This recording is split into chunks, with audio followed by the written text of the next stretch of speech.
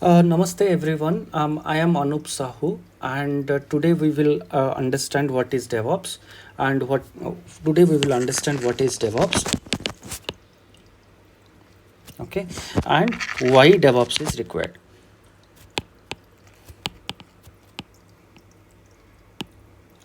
Right. So before we understand what is DevOps and why DevOps is required, because when we talk about DevOps, it is a software development terminology. So when we talk about a software development terminology, we first need to understand what is software development, isn't it? Okay. So let us before getting into a software development process, any DevOps process, let us understand what is a software development terminology. So what is software development? First question, what is software development? Software development is if we go by the definition, then what I understand, I can tell, like, it's a process of it's a process of gathering the requirement, designing the requirement, building the requirement, testing the requirement, and making the application to run. Something like, if you get a requirement to build a application like Netflix, right? You understand the requirement.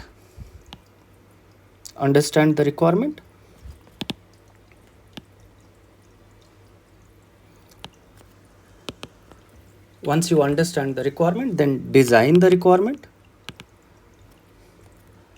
Once you design the requirement, then you will implement the requirement. Once the implementation is done, then verification we do. And once the verification is done, then we will deploy, and then we will do maintenance. So this is the software development life cycle. So to develop different types of software, we follow different types of model. For example, if there is a life critical application, we follow waterfall model. If there is a e-commerce website, we follow agile model. So there are different types of model. We follow hybrid model, we follow prototype model. So I don't want to get into a more detailed understanding on what type of software development models are there, because the core understanding should be on DevOps, not on the software development life cycle. So I would like to cover those software development life cycle in a different video, which will be published in future. So as part of this software development life cycle, what I wanted to clarify more is, first thing is, when we do the gathering of requirement, what we try to do when we gather this requirement, we collect what needs to be done,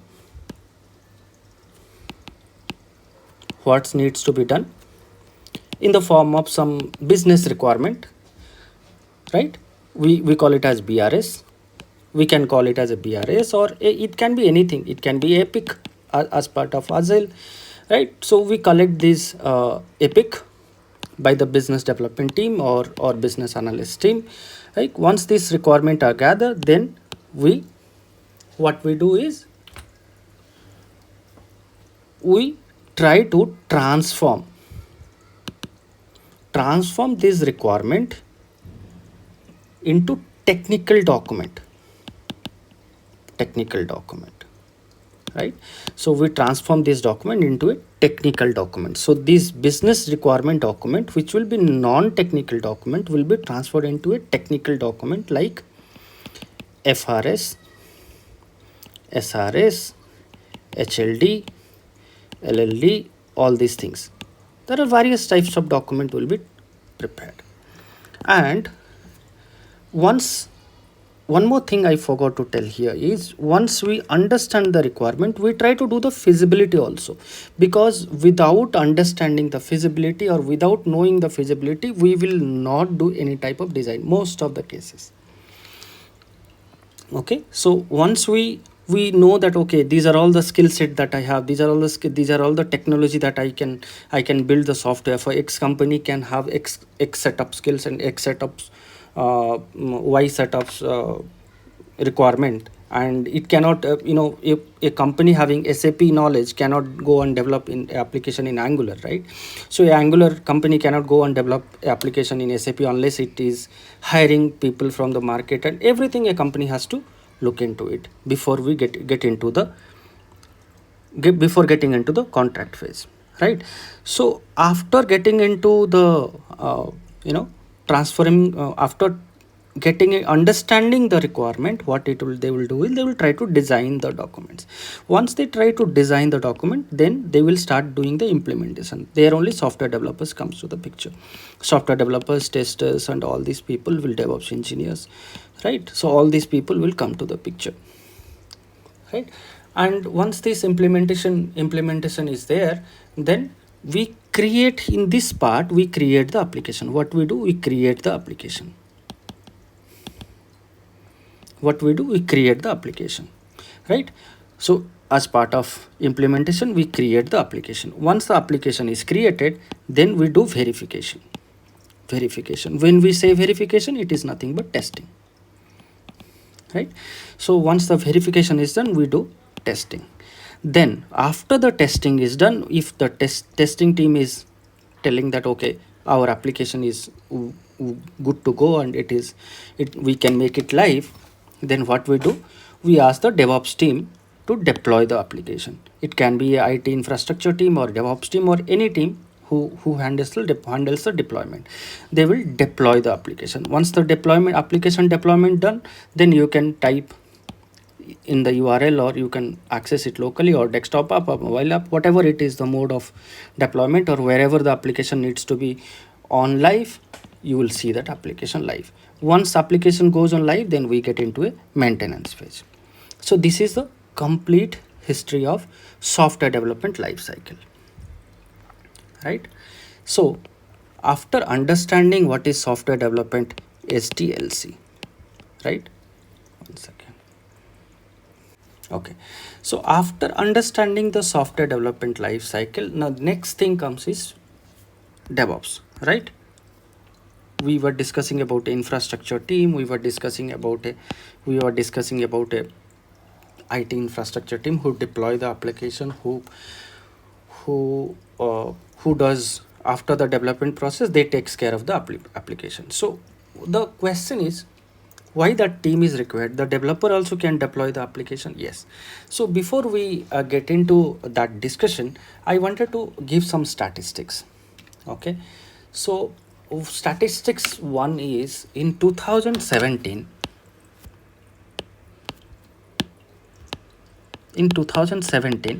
there was a airline. Okay, its airline booking system crashed, and it lost I think 700 crore. I don't know the exact figure, but I assume it is 700 crore by reading some newspaper or some old article. And the major impact was due to crash in the application. So application in the sense, the application where we try to book our ticket and we do onboarding, we do check-in, check-out, everything, that application got crashed. Okay, this is one statistics. Second, one more is big billion day, right? Big billion day. Somewhere I read that a single minute, 1 minute downtime of Flipkart, 1 minute downtime of Flipkart or Amazon or this e-commerce website can cost over 1.5 CR, right? In just 1 minute of downtime, they will lose 1.5 CR, right? And I think something similar happened in 1 hour downtime. One of these websites got crashed and they lost 90 crore in 1 hour. They lost 90 crore in 1 hour. Right? So these are all the case studies that I'm just putting forward in front of all of you. This is on the flip side. On the positive side, Netflix, this is on the flip side, Netflix, it deploys application every 11 seconds. So whatever the content that you are watching, without any interruption, without any issues, because they deploy application in every 11 seconds. Okay. And there are one more statistics I just remember, that is Paytm. Okay, so during COVID, Paytm leveraged the deployment process, and it could able to scale their application. It could able to scale their application to an instance where they could able to handle 5,000 plus application in 1 hour. I am not sure about the number exactly, but they drastically increased their infrastructure during COVID to handle. I think this was deep. I don't remember exactly. This is 5,000 crore. 5,000 crore of business they handled during demonetization in 2015 or 16. So what exactly, they overnight they could able to scale all these things, their infrastructure they could able to scale. So why see, these are all the flip side. This is on the bad side, this is on the positive side. So what exactly there are two changes. Changes is nothing. Changes is nothing. Why I say changes is nothing? Changes is about culture, process, coordination. Change is process and coordination. So what exactly the difference? Culture, process and coordination. When we combine all these things, this is DevOps. So what is DevOps? DevOps is a culture, DevOps is a process, DevOps is a coordination, and it is a ongoing process. It is an ongoing process of what? It is an ongoing process of what? It is an ongoing process of deployment. Right? It is an ongoing process of what? Deployment. Deployment of what? Deployment of application deployment. So DevOps is a culture, DevOps is a process, DevOps is a coordination between development team plus ops team. Who is dev team? Who implement the application? That means the software developer. Who ops team, what they do? They deploy the application.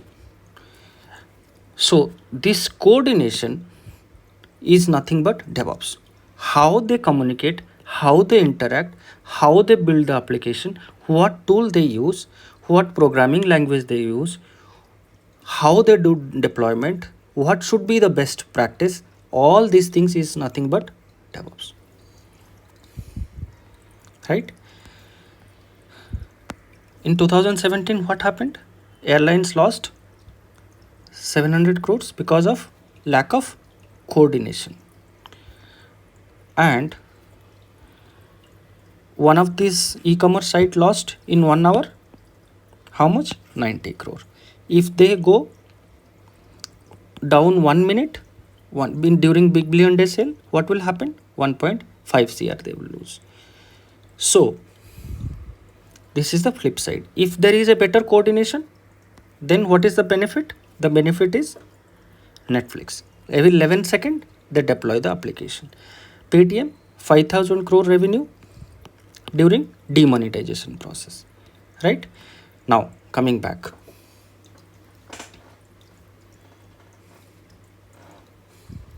Coming back, what is DevOps? Why DevOps is important?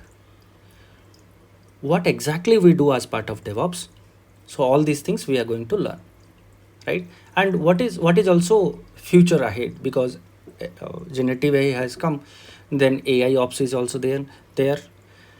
How we will make use of artificial intelligence by automating more complex process, that also we will learn as part of this course. Okay, so just couple of other resources that I wanted to share as part of this video. Okay,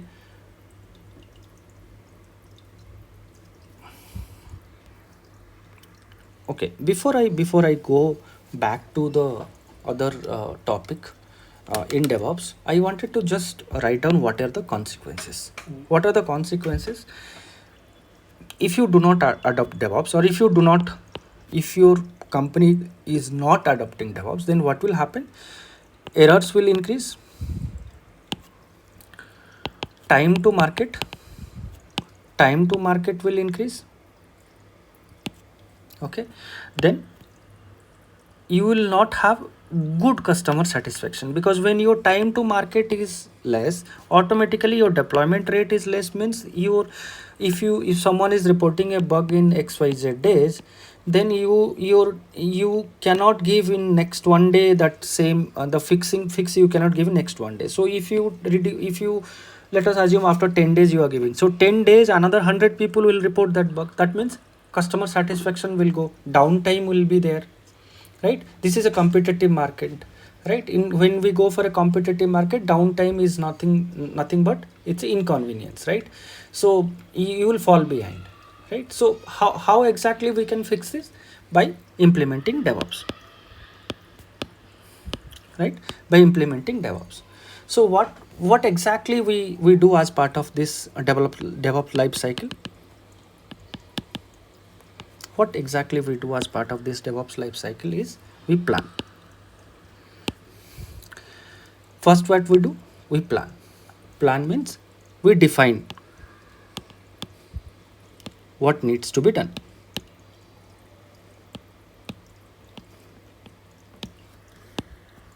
Then we code. We code what? Deployment code, we code our application code, all this code collaboratively we write code, means together we write code, right? Together we write code. After that, we build the code. Build means compilation, right? So I assume that you know what is compilation. So we compile the code in a shared environment. Compiled the code in a shared environment, right? Then after compilation, what we do? After compilation, what we do? We test. We do testing, right? Once, so we can do multiple manual testing, we can do automated testing, we can do visual testing, we can do performance testing. Whatever testing we want to do, we do it as part of this process. So once our testing they give sign off, then what we do? We do release, right? So we are learning DevOps to decrease the downtime. That means in more release, right? So once we do the testing, then what we do? We release. Once the release is done, then we do deployment. Once the deployment is done, then what we do? Maintain, right? We maintain. Then we monitor, right? We do maintenance in the sense manage the software, then continuous monitoring for improvement, right? This is all about DevOps. It's like a factory where each step is automated to ensure the efficiency and reduce the error, right? Okay, but before we dive into complete DevOps. DevOps is what? Culture, process, and coordination, right? So when we say DevOps is a culture, DevOps is a process, DevOps is a coordination, and it is an ongoing process, then can I say that DevOps is built on a foundation of collaboration and ownership and continuous improvement? It's just a definition, right? It's like a movie like Bahubali, where actor, director, crew member, everybody work together to deliver a blockbuster, right? Somewhere I read. So I'm not saying that I did not read. I did read. I did read somewhere, and I'm just bringing that here. Okay. So now when we say we plan, code, build, testing, release, deploy, maintain, and monitor. Now now we will go to tools. We know what to do, why DevOps is what is software development, we understood. Then we understood what is DevOps. Then we understood what needs to be done in DevOps, that is DevOps lifecycle. Then we will understand what tools to be used. Minimum tools, maximum it's different. Minimum, what is required? Minimum, first thing is what? First thing is we write code, right? First thing, we manage our code. When we write our code, we need to manage our code, that is Git or GitHub. We can use different tools also, GitLab and all those things, but just majority GitHub, right? Then next is continuous integration. We need to build. For build, open source, Jenkins is a open source. So Jenkins is a open source, so I am just making sure that Jenkins is here. We can go for Circle CI or Bamboo or anything else, right? Then once we build the application, then what we do? We Dockerize the application, because we need to have a consistency across the environment. We will go in detail in Docker later. So what we do? We need to have a consistency across the environment. So what we do? We use Docker containerizations, right? We put the build into a container in a form of image. So once then we will write Docker. Once after Docker, what we do? We orchestrate. We'll discuss that later. That is called Kubernetes. Then we use Ansible. Ansible for what? Automating software provisioning and configuration, right? These are all the major tools. We still have ELK stack, Grafana, Kibana, Prometheus, SonarQube. In Jenkins we use SonarQube for static code analysis. Then we use Prometheus for log monitoring, ELK stack for log analysis. We can use a lot of different services for analyzing the data also. So there are all other tools are there, but in general we use these many tools, right? So that's all for today. And I'm trying to add some books or some materials in the link in the descriptions, which will be helpful for you guys to read. Okay, and if you have any questions, or if you find this video good, don't forget to hit like button and subscribe for more technical insight from my channel. And if you have any questions or experience with DevOps, or if you want to understand more DevOps concept, then drop them in a comment below. Let's keep this conversation going so that I can also help you and I can also learn and grow together, right? Thank you for joining me on this journey. See you in the next video.